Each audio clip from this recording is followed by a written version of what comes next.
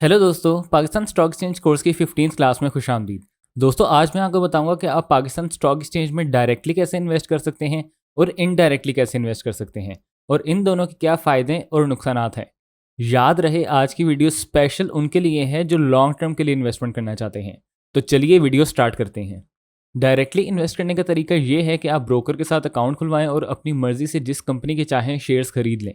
और indirectly invest करने का तरीका ये है कि आप म्यूचुअल फंड के थ्रू इन्वेस्ट करें। म्यूचुअल फंड पे मैंने ऑलरेडी एक बहुत डिटेल्ड सीरीज बनाई हुई है 5 वीडियोस की, जिसको आप टॉप राइट लिंक पर क्लिक करके देख सकते हैं। इस वीडियो में मैं बस आपको एडवांटेजेस और डिसएडवांटेजेस का बताऊंगा कि वो इन दोनों में क्या है। दोस्तों, स्टॉक मार्केट में लॉन्ग टर्म इन्वेस्टमेंट करते हुए आपको मल्टीपल चीज़ों का ध्यान रखना पड़ता है। क्या आपके पास स्टॉक मार्केट की फुल नॉलेज है या नहीं, और अगर आपके पास स्टॉक मार्केट की फुल नॉलेज है भी तो क्या आपके पास इतना टाइम है कि आप देख सकेंगे कि किस कंपनी में इन्वेस्ट करके आपको ज़्यादा फायदा होगा। क्योंकि अगर आप लॉन्ग टर्म के लिए इन्वेस्टिंग करना चाहते हैं तो आपको कंपनी को, उसके बिजनेस को थॉरली स्टडी करना पड़ता है कि बिजनेस प्रॉफिट में जा रहा है या नहीं, कंपनी की पीई रेशो कितनी है, पास्ट में कंपनी की कैसी परफॉर्मेंस रही है, क्या कंपनी मुसलसल ग्रो कर रही है या नहीं, क्या कंपनी कॉन्टिन्यूस डिविडेंड दे रही है या नहीं, और अगर डिविडेंड नहीं दे रही तो क्या वो कंपनी अपने प्रॉफिट को किसी ऐसी जगह इन्वेस्ट कर रही है जहां पर से शेयर होल्डर्स को डिविडेंड की निस्बत ज़्यादा फायदा हो। यानी अगर कंपनी डिविडेंड नहीं दे रही तो कंपनी की परफॉर्मेंस इतनी अच्छी होनी चाहिए कि उसकी शेयर प्राइस मुसलसल बढ़ रही हो। कंपनी के फ्री फ्लोट शेयर्स की परसेंटेज कितनी है, क्या कंपनी को अक्लमंद लोग चला रहे हैं या नहीं, यानी कंपनी की मैनेजमेंट किन लोगों के हाथों में है, कंपनी के फ्यूचर के क्या प्लान्स हैं, इस कंपनी के कंपिटिटर्स कैसा परफॉर्म कर रहे हैं, वगैरह वगैरह। फिर एंड में सबसे ज़रूरी बात कि इन सब चीज़ों को मद्देनज़र रखते हुए क्या इस कंपनी का शेयर रीज़नेबल प्राइस पर मिल रहा है या नहीं, कहीं इस कंपनी का शेयर महंगा तो नहीं मिल रहा, या जितना इसको आइडियली होना चाहिए उतने का ही मिल रहा है। जो भी किसी कंपनी के शेयर की आइडियल वैल्यू होती है उसको इंट्रिंसिक वैल्यू कहते हैं। इंट्रिंसिक वैल्यू को आप इस तरह समझ लें कि जैसे सेब है।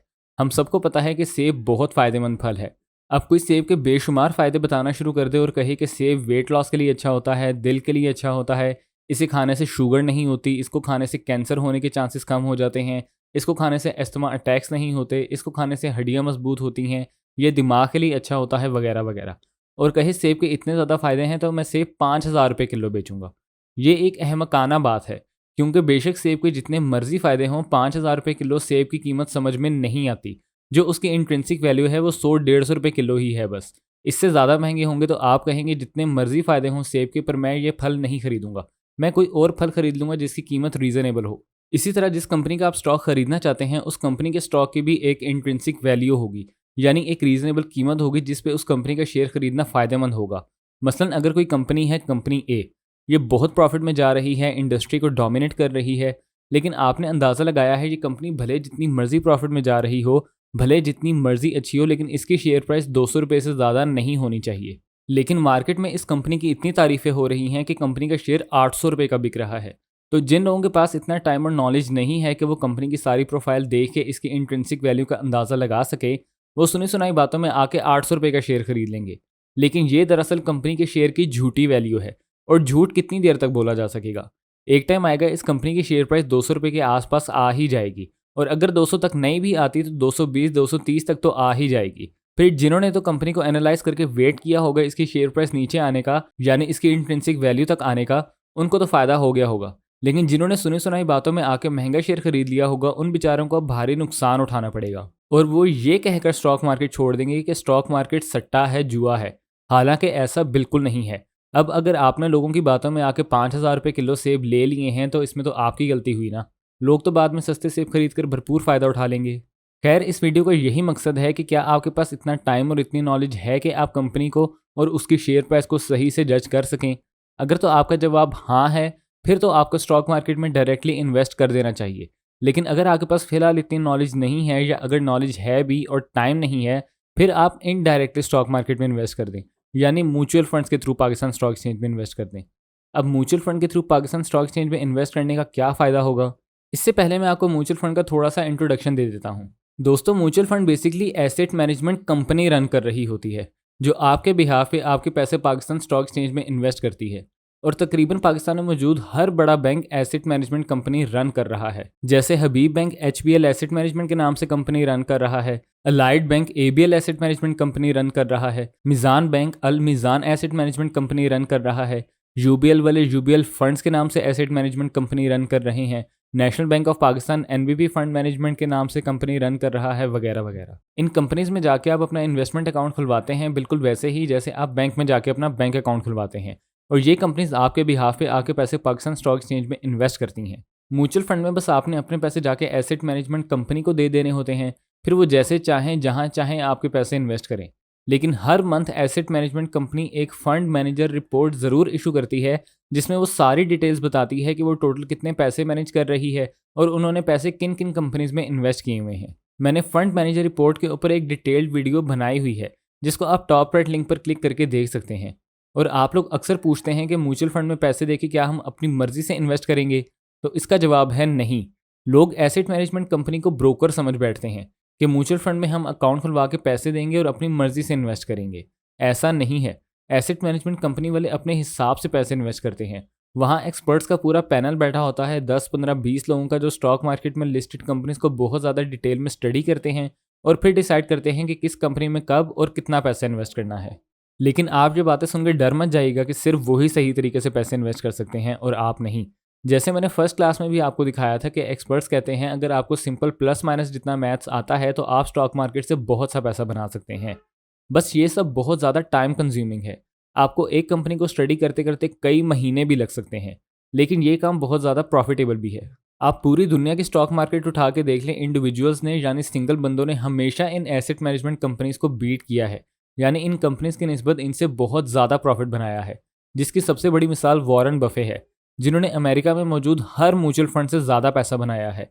और जितने भी लोग लॉन्ग टर्म के लिए इन्वेस्टिंग करते हैं, 99% लोग अमीर हो जाते हैं। बस आपको नॉलेज चाहिए, टाइम चाहिए और सब्र चाहिए। लोग हथेली पे सरसों जमाना चाहते हैं और ऐसा कभी भी नहीं होता। स्टॉक मार्केट में आपको बहुत ज़्यादा पेशेंस की ज़रूरत होती है और आप जितना ज़्यादा सब्र करते हैं आपको उतना ज़्यादा प्रॉफिट होता है। आपको इसकी एक बहुत मज़े की एग्जांपल देता हूँ। हाल ही में इंडिया में एक बंदा था जो अपने दादा की अलमारी साफ़ कर रहा था और अलमारी साफ़ करते करते उसको कुछ कागज़ मिले। जब उसने गौर से देखा तो वो MRF टायर नाम की कंपनी के शेयर्स थे। उस इंसान ने टीवी पे फ़ोन करके बताया कि उसके दादा बीमार हैं और जब रिटायर हुए थे तो उन्हें कुछ शेयर्स मिले थे रिटायरमेंट पे, जो उसने अभी अभी देखे हैं। तो क्या इन शेयर्स के कुछ पैसे मिल जाएंगे? जब बाद में देखा गया तो उन शेयर्स की मालियत 1 अरब 30 करोड़ बनती थी, यानी 130 करोड़ रुपए। अब ज़रा सोचें, जब उसके दादा रिटायर हुए होंगे आज से 15-20 साल पहले, तब उन शेयर्स की कीमत कितनी कम होगी। और अब उन शेयर्स की कीमत 130 करोड़ है और ये इंडिया के 130 करोड़ हैं। हमारे तकरीबन 260 करोड़ यानी 2 अरब 60 करोड़ बनते हैं। तो स्टॉक मार्केट समझ लें एक जादू की छड़ी है, लेकिन इस जादू की छड़ी को जादू दिखाने के लिए बहुत से सालों का वक्त दरकार होता है। और ये 130 करोड़ वाली स्टोरी का लिंक भी मैं आपको इस वीडियो के डिस्क्रिप्शन में दे दूंगा। तो अब बात करते हैं म्यूचुअल फंड के थ्रू पाकिस्तान स्टॉक एक्सचेंज में इन्वेस्ट करने का नुकसान क्या है।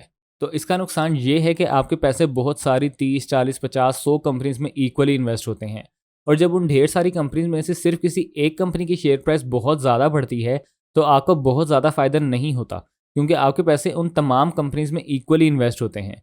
लेकिन इसका फ़ायदा भी होता है कि अगर उन ढेर सारी कंपनी में से किसी एक कंपनी की शेयर प्राइस गिरती है तो आपको बहुत ज़्यादा नुकसान भी नहीं होता। और एक और नुकसान ये भी होता है कि जब एसेट मैनेजमेंट कंपनी आपके पैसे हैंडल कर रही होती है और आपको प्रॉफिट बना के दे रही होती है तो वो फ़ी चार्ज करती है।